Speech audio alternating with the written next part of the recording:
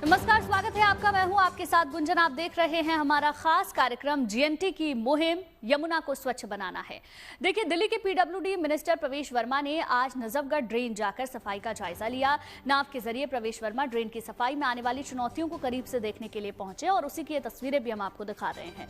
उन्होंने जल बोर्ड के 3 अधिकारियों को सिर्फ नजफगढ़ ड्रेन की सफाई की जिम्मेदारी संभालने के निर्देश दिए। नजफगढ़ ड्रेन के साथ साथ प्रवेश वर्मा त्रिनगर विधानसभा में भी लोगों की समस्याएं सुनने के लिए पहुंचे। लोगों से जहां उनकी समस्याएं सुनी गई, इसके साथ ही यमुना की सफाई किस तरीके से आगे बढ़ रही है, इस पर भी उन्होंने जायजा लिया। यमुना नदी को साफ करने की कोशिशें दिल्ली में तेज हुई हैं। कई प्रयास हाल के दिनों में शुरू हुए हैं। इस पर लगातार हमारी नजर बनी हुई है। हम आपको लगातार बता रहे हैं कि कैसे यमुना की सफाई को लेकर कोशिशें जारी हैं। हम ये भी खबर आप तक पहुंचा रहे हैं कि आखिर यमुना नदी का मर्ज क्या है, सफाई अभियान में क्या चुनौतियां हैं जो दिल्ली में यमुना की सफाई से जुड़ी हुई हैं। इस मुहिम के तहत अभी तक हम आपको यमुना नदी के प्रदूषित होने के कारण और इसकी सफाई से जुड़ी कुछ रिपोर्ट्स हमने अभी तक लगातार दिखाई है। इसी कड़ी में आज हम एक ऐसी वजह की बात करने वाले हैं जो यमुना के प्रदूषित होने में प्रमुख मानी जा रही है। ये वजह है यमुना नदी से लगने वाले इलाकों में चलने वाली अवैध डाइंग यूनिट, जिनसे निकला केमिकल वाला पानी दिल्ली की लाइफलाइन यमुना को जहरीला बना रहा है। देखिए हमारी एक्सक्लूसिव रिपोर्ट।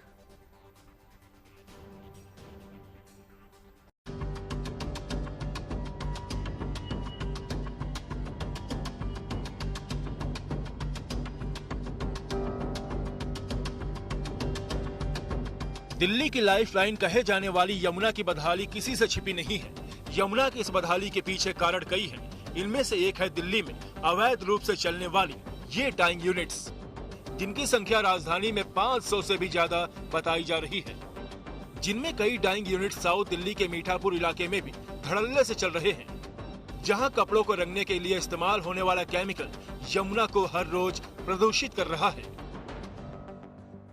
दिल्ली सरकार लगातार यमुना को साफ करने का काम कर रही है, लेकिन हम आपको वो छोटे छोटे कारण दिखा रहे हैं जिनको अगर तुरंत निस्तारित किया जाए तो यमुना काफ़ी हद तक साफ हो सकती है। इस वक्त हम मौजूद हैं दिल्ली के मीठापुर में और आपको दिखा रहे हैं कि किस तरह से इलीगल डाइंग यूनिट्स जगह जगह पर चल रही हैं। ये इलाका मीठापुर का है और ये यूनिट आप देखिए, ये एक यूनिट है जहाँ पर जीन्स को डाई किया जाता है, कपड़ों को डाई किया जाता है और जो कलर उसका होता है, जो वेस्ट वाटर होता है, जो कलर होता है, उसको डायरेक्ट नदी में या फिर नाले में बहा दिया जाता है। हम जैसे ही यहाँ पर पहुँचे, कुछ देर पहले तक ये गेट खुला हुआ था, लेकिन हमको देखकर इस गेट का दरवाज़ा बंद कर दिया गया, उस पर अंदर से ताला मार दिया गया इस जंजीर के जरिए। उसके बाद आप देखिए कि जंजीर के जरिए यहाँ पर ताला मारा गया है और उसके बाद आप देखिए कि यहाँ पर किस तरह से जो यूनिट है वो इस बंद दरवाजे के पीछे चल रही है। दरअसल इन डाइंग यूनिट से निकलने वाला केमिकल युक्त पानी कच्ची पक्की नालियों के जरिए पहले नाले में मिलता है और फिर नाले का पानी यमुना में मिलकर इसे जहरीला बना देता है। गुड न्यूज टुडे की टीम भी इसकी पड़ताल करने के लिए जब मीठापुर पहुंची तो सारी कहानी हमारे कैमरे में कैद हो गई। इस इलाके में ऐसी एक या दो नहीं बल्कि दर्जनों ऐसी डाइंग यूनिट्स हैं, जिनमें जुड़ा नियम यह है कि कपड़ों को रंगने वाली ये डाइंग यूनिट्स किसी रिहायशी इलाकों में नहीं हो सकती और इनसे निकलने वाले पानी को ट्रीट करके ही नदी या फिर नालों में छोड़ा जाना चाहिए। लेकिन आरोप है कि मीठापुर में चलने वाली ज्यादातर डाइंग यूनिट्स इन नियमों की अनदेखी कर चल रही है। इस बारे में जब गुड न्यूज टुडे की टीम ने वहां कुछ लोगों से बात करने की कोशिश की तो किसी ने बोलने से मना कर दिया और किसी ने फैक्ट्री के मेन गेट पर ही ताला जड़ दिया। ये देखिए, ये नालियां हैं। क्या इन नालियों के पानी का रंग नीला होना चाहिए था? लेकिन ये सब कुछ ये गवाही दे रहे हैं कि इस रेजिडेंशियल इलाके में ही यहाँ पर डाइंग का काम चल रहा है। तो इस तरह से रेजिडेंशियल इलाके में जहाँ पर परमिशन नहीं है वहाँ भी इस तरह से यूनिट चलाई जा रही हैं। अब ये एक रेजिडेंशियल मोहल्ला है, पर यहाँ पर आप देखिए किस तरह से केमिकल्स के बड़े बड़े गैलन हैं, इस तरह से जीन्स यहाँ पर हैं, उनकी रंगाई पुताई चल रही है और तमाम सारे लेबर्स भी यहाँ पर काम कर रहे हैं। और ये पूरी वो यूनिट थी जिसने हमको देखकर गेट को बंद कर लिया है। यहाँ पर अभी माल की लोडिंग चल रही थी, ये देखिए आप, और हमें देखकर सब यहाँ से चले गए हैं, गायब हो गए हैं और काम को लगभग बंद कर दिया गया है। इन डाइंग यूनिट्स के चलते यमुना की सेहत दिन ब दिन बिगड़ रही है, जिसको लेकर पर्यावरणविद न सिर्फ चिंतित है बल्कि ऐसी अवैध डाइंग यूनिट्स के खिलाफ कार्रवाई के लिए उपराज्यपाल से शिकायत भी सोशल मीडिया के जरिए कर चुके हैं, जिसे उपराज्यपाल ने गंभीरता से लिया और कार्रवाई भी करवाई। लेकिन आरोप है कि अधिकारियों की मिली भगत से वो डाइंग यूनिट्स फिर से काम करने लगी। वरुण, पहले ये बताइए कि दिल्ली में कितने लगभग इलीगल डाइंग यूनिट्स होंगी? दिल्ली में लगभग 500 से अधिक जींस डाइंग के यूनिट्स हैं जो दिल्ली के रिहायशी एरिया के अंदर संचालित हैं।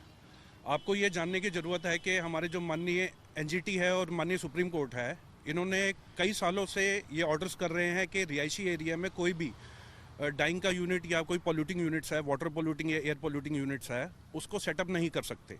दिल्ली में कौन कौन से वो मुख्य इलाके हैं जहाँ पर इनकी संख्या बहुत बड़ी है? सबसे ज़्यादा जो dyeing units, illegal dyeing units Delhi के अंदर चल रहे हैं, उसमें मुख्य जो एरियाज़ हैं वो है ख्याला, रवि नगर, ये वेस्ट दिल्ली के अंदर पड़ते हैं। इसके बाद साउथ दिल्ली के अंदर एरिया आता है मीठापुर का, मीठापुर में काफ़ी उद्योग संचालित किए जा रहे हैं। उसके बाद इस एरिया आता है सीलमपुर का, सीलमपुर में और सोनिया विहार में भी बहुत से ऐसे उद्योग हैं जो यमुना को प्रदूषित कर रहे हैं। मैंने एलजी साहब को ट्वीट किया था तो राजनिवास से मेरे पास रिप्लाई आया था कि इसके अंदर हम देखते हैं, अगर यहाँ पे कोई भी ऐसी इलीगल एक्टिविटी मिलती है तो हम उसके ऊपर एक्शन इनिशिएट करेंगे। उन्होंने वहाँ पे एक्शन इनिशिएट किया, उन्होंने वहाँ पे सीलिंग की ड्राइव करी, उन्होंने उसके अंदर मीटर भी काटे, लेकिन ग्राउंड के ऊपर ये काम हुआ कि ग्राउंड पे जो कार्रवाई उन्होंने करी वो सिर्फ केवल एक दिखावा था। असल में वो यूनिट्स को एमसीडी के अधिकारियों के द्वारा दोबारा से चालू करवा दिया गया, उनके बिजली के कनेक्शन दोबारा से रीइंस्टेट करवा दिए।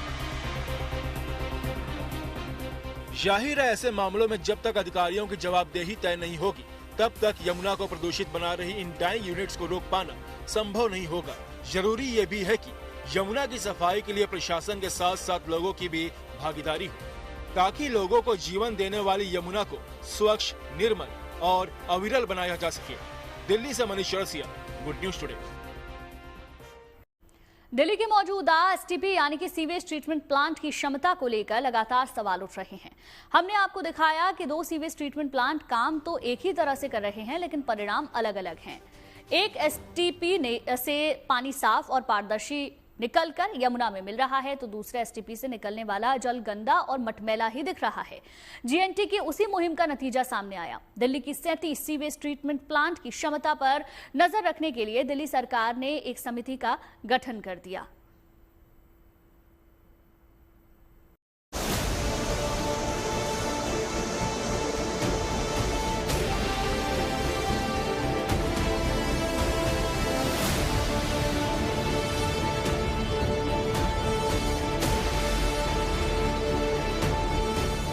दिल्ली जैसे बड़े आबादी वाले शहरों में नदी नालों को साफ रखने के लिए इसी तरह की एसटीपी यानी सीवेज ट्रीटमेंट प्लांट का निर्माण किया जाता है। करीब 2.5 करोड़ की आबादी वाली दिल्ली से होकर बहने वाली यमुना के जल को साफ रखने के लिए छोटे बड़े 37 एसटीपी मौजूद हैं, जिनका एकमात्र काम घरों से निकलने वाले गंदे पानी को यमुना में सीधे गिरने से रोकना है। हालांकि ज्यादातर एसटीपी यमुना का जल प्रदूषित होने से बचा नहीं पा रहे हैं। इसकी वजह उनका सीपीसीबी यानी सेंट्रल पॉल्यूशन कंट्रोल बोर्ड की तरफ से तय मानकों पर काम नहीं करना है। करीब 3 हफ्ते पहले गुड न्यूज टुडे ने आपको दिल्ली के 2 अलग अलग लोकेशन पर मौजूद सीवेज ट्रीटमेंट प्लांट का हाल बताया था। किसी भी नदी को साफ रखने में उस शहर की एसटीपी का बहुत बड़ा योगदान होता है। दिल्ली में यमुना की सफाई के लिए यमुना में मशीनें उतार दी गई हैं, लेकिन क्या ये मशीनें काफ़ी हैं यमुना को साफ करने के लिए? जवाब है नहीं। ज़रूरी है कि दिल्ली शहर की सभी एसटीपी यानी कि सीवेज ट्रीटमेंट प्लांट ढंग से काम करें। और क्या ये एसटीपी काम कर रही हैं, यही देखने के लिए हम लगातार अलग अलग इलाकों में पहुंच रहे हैं। इस दौरान हम मजलिस पार्क और नीलौठी में मौजूद सीवेज ट्रीटमेंट प्लांट भी गए। मजलिस पार्क वाली एसटीपी से निकलने वाला पानी साफ और पारदर्शी निकला। ये एसटीपी है जो कि दिल्ली में मजलिस पार्क के पास में है और ये उसका आउटर सेक्शन है, मतलब अंदर प्लांट है, प्लांट से पानी साफ होकर इस तरह से बाहर निकल रहा है और यहाँ से यमुना में पहुँचेगा। मतलब अब ये ट्रीटेड वाटर ठीक है या फिर नहीं है, साफ है या फिर नहीं है, ये हम चेक करने की कोशिश करते हैं। इस पानी को हमने इस ग्लास में लिया है और ये पानी काफ़ी हद तक साफ दिखाई पड़ रहा है। क्रिस्टल क्लियर वाटर है, ये पानी काला नहीं है, गंदा नहीं है, इसमें आपको सनी हुई मिट्टी दिखाई नहीं पड़ती, कोई कूड़ा कोई करकट दिखाई नहीं पड़ता। मतलब ये पानी काफ़ी हद तक साफ दिखाई पड़ रहा है। इसे आप ट्रांसपेरेंट बोल सकते हैं, इसके आर पार भी दिखाई पड़ रहा है। जबकि नीलोठी एसटीपी से ट्रीट होकर निकलने वाला पानी गंदा और मटमैला दिखा, यानी नीलोठी सीवेज ट्रीटमेंट प्लांट नाले के पानी की सफाई में फेल है। अब हम नीलोठी में मौजूद हैं और यहाँ भी एक एसटीपी के पास खड़े हुए हैं। उसके आउटर पॉइंट के ठीक ऊपर खड़े हुए हैं जहाँ से पानी ट्रीट होकर साफ होकर निकल रहा है। ये देखिए, ये पानी यहाँ का है। मजलिस पार्क के पानी में एसटीपी का पानी ट्रीट होने के बाद, साफ होने के बाद जिस तरह क्रिस्टल क्लियर इस ग्लास में दिखाई पड़ रहा था, ये वही ग्लास है, लेकिन इसमें नीलोठी एसटीपी से निकलने वाला पानी जब हमने लिया है तो आप देखिए कितना गंदा ये दिखाई पड़ रहा है। हमारी इसी खबर का असर हुआ है। दिल्ली में मौजूद 37 एसटीपी ठीक तरह से काम करे, इसके लिए अब दिल्ली सरकार की तरफ से हाई लेवल समिति का गठन किया गया है, जिसका नाम वाटर रिसोर्सेज रिकवरी सेल रखा गया है, जो कई पुराने एसटीपी की क्षमता पर नजर रखेंगे। हमारी इस खबर का अब असर हुआ है। दिल्ली सरकार ने वाटर रिसोर्स रिकवरी सेल बनाया है। इस सेल में लगभग सभी डिपार्टमेंट के अधिकारियों को, आईएएस अफसरों को जोड़ा गया है और ये सेल निगरानी रखेगी कि आखिर दिल्ली में सभी एसटीपी किस तरह से काम कर रही हैं। और इतना ही नहीं, एसटीपी से निकलने के बाद जो पानी है उसका इस्तेमाल किस तरह से किया जा रहा है, इस बात पर भी ये सेल नज़र रखेगा। आपको बता दें कि इसमें एमसीडी के अधिकारी होंगे, इसमें फ्लड एंड इरिगेशन डिपार्टमेंट के अधिकारी होंगे, इसमें कैंटोनमेंट बोर्ड के अधिकारी होंगे, इसमें पोल्यूशन कंट्रोल बोर्ड के अधिकारी होंगे। इस तरह से जितने भी डिपार्टमेंट्स हैं, सभी डिपार्टमेंट्स के अधिकारी इस सेल में मौजूद रहेंगे, जो लगातार निगरानी करेंगे कि एसटीपी कैसे काम कर रही है और एसटीपी से निकलने के बाद उस पानी को किस तरह से इस्तेमाल किया जा रहा है। दिल्ली के ज्यादातर सीवेज ट्रीटमेंट प्लांट मानकों पर खरे नहीं उतर रहे हैं और तय सीमा से ज्यादा प्रदूषक यमुना के जल में छोड़ रहे हैं, जिनकी वजह से वो 3 साल की तय सीमा में यमुना की साफ होने में सबसे बड़े बाधक बन रहे हैं। निर्मल यमुना, अविरल यमुना के संकल्प को पूरा करने की दिशा में ही वाटर रिसोर्सेज रिकवरी सेल के तौर पर एक और कदम बढ़ाया गया है। दिल्ली से मनीष चौरसिया के साथ bureau report, good news today.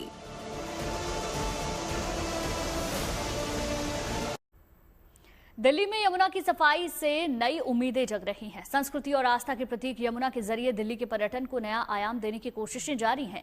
इसी बीच ओलंपिक में देश के लिए मेडल जीतने वाले चैंपियंस भी तैयार किए जा रहे हैं। दिल्ली को सोनिया विहार इलाके में कयाकिंग और कैनोइंग जैसे वाटर स्पोर्ट्स को बढ़ावा देने की कोशिश हो रही है, जिसकी वजह से ऐसे कई युवा खिलाड़ी हैं जो राष्ट्रीय स्तर पर मेडल्स जीतने में कामयाब हो रहे हैं। उनका सबसे बड़ा लक्ष्य ओलंपिक तक पहुंचना है।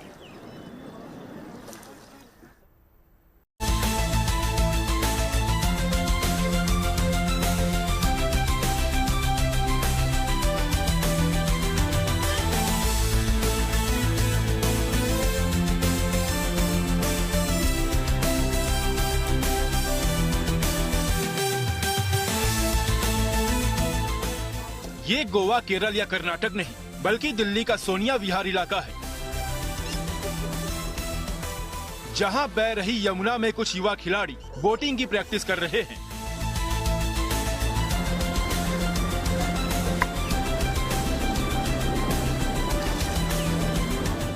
वर्षों से दिल्ली में यमुना की दुर्दशा देखने या उसकी गंदगी की दास्तां सुनने वालों के लिए यमुना में 1 महीने पहले तक सैकड़ों टन कूड़ा कचरा भरा था, झाग और जलकुंभी का राज था। पर अब तस्वीर बदलने लगी है। अब पहले की तुलना में ज्यादा बेहतर तरीके से कायाकिंग और कैनोइंग जैसे ओलंपिक से जुड़े खेलों के लिए भविष्य के चैंपियन तैयार किए जा रहे हैं।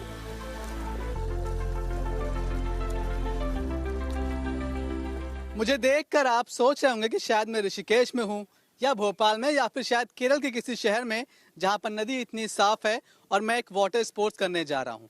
लेकिन आप जानकर शायद ताज्जुब हो जाएं कि ये अपना शहर दिल्ली है वही दिल्ली जहां की यमुना को पानी अब बिल्कुल काला हो चुका है, जिसे देखना शायद हम लोग पसंद नहीं करते, लेकिन उसी यमुना का एक हिस्सा ऐसा है जहां पर बहुत सारे बच्चे और नए प्लेयर्स तैयार हो रहे हैं वाटर स्पोर्ट्स के लिए, देश के लिए मेडल लाने के लिए। आज उनकी ही कहानी आपको दिखाएंगे इसी यमुना से। इनमें से कई खिलाड़ियों का सपना अंतर्राष्ट्रीय स्तर पर ओलंपिक में भारत के लिए खेलना है। इनमें से कई नेशनल गेम्स तक हिस्सा ले चुके हैं। अमन, कितने मेडल हैं आपके पास, कितने गोल्ड हैं? 3 गोल्ड, 3 सिल्वर और 4 ब्रॉन्ज मेडल्स हैं। 3 गोल्ड, 3 सिल्वर, 4 ब्रॉन्ज। 1000 मीटर में भी, 500 मीटर और 200 मीटर में भी। कितने मेडल हैं आपके पास? सर 3 गोल्ड, 2 सिल्वर और 3 ब्रॉन्ज। अब कहाँ तक जाना है? सर ओलंपिक तक। आपके पास तो बहुत सारे मेडल हैं, कितने कितने हैं?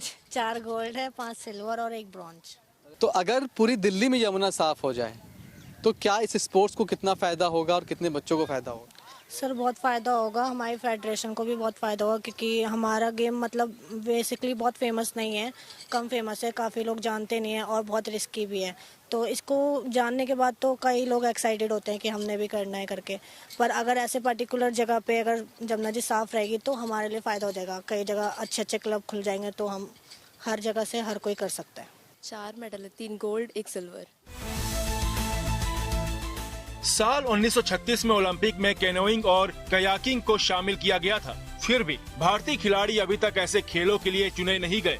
ऐसे में इन खेलों में अपना भविष्य तलाश रहे खिलाड़ियों के लिए यमुना की सफाई को लेकर सरकारी गंभीरता की वजह से नई उम्मीद जगी है।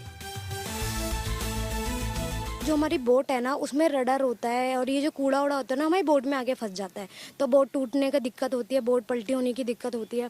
और कई बार ऐसा होता है कि जैसे बच्चों को न्यू स्विमिंग सिखाते हैं, बैलेंस बनवाते हैं, तो बच्चे गिर जाते हैं ना, तो उसमें भी प्रॉब्लम होती है कि थोड़ा पैडल वैडल इक्विपमेंट हमारा खो जाता है काफ़ी हद तक। जब ज़्यादा गंदी हो जाती है या अभी हमें बोट निकालने में बहुत दिक्कत होती है जलकुंभियों की वजह से, तो हमें या तो यहाँ से उतारते हैं या तो और आगे जाना पड़ता है।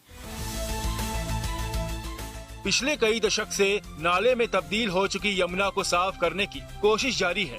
दिल्ली में यमुना का पड़ने वाला 22 किलोमीटर लंबे स्ट्रेच का ज्यादातर हिस्सा कूड़े कचरे, झाग, दुर्गंध या जलकुंभी की वजह से अभिशप्त है, जिसकी वजह से खिलाड़ियों के लिए नदी का सीमित इलाका ही मौजूद है।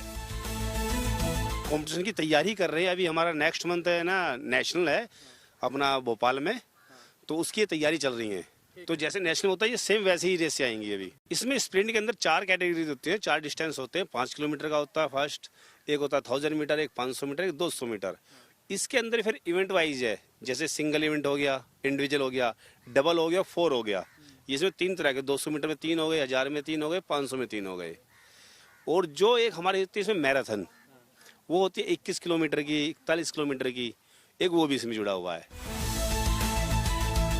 एशियन गेम्स में ब्रॉन्ज मेडल तक जीत चुके भारतीय खिलाड़ियों के लिए कैनोइंग और कयाकिंग जैसे खेलों के लिए ओलंपिक तक पहुंचने का सपना अभी अधूरा है, पर अब दिल्ली में इसकी तैयारी शुरू हो गई है। दूसरी अहम बात यह है कि दिल्ली की पहचान यमुना अब पर्यटन और परिवहन का नया अध्याय भी लिखने के लिए तैयार है। कुछ दिन पहले ही केंद्र सरकार और दिल्ली सरकार के 5 विभागों के बीच एक MOU यानी समझौता हुआ है, जिसका मकसद सोनिया विहार से जगतपुर तक करीब 6 किलोमीटर के जल मार्ग पर क्रूज सर्विस और फेरी सेवा चलाना है। दिल्ली से मनीष चौरसिया के साथ bureau report, good news today. चलिए इसी के साथ ही इस खास पेशकश में फिलहाल के लिए बस इतना ही, लेकिन अच्छी खबरों के लिए आप देखते रहिए गुड न्यूज टुडे।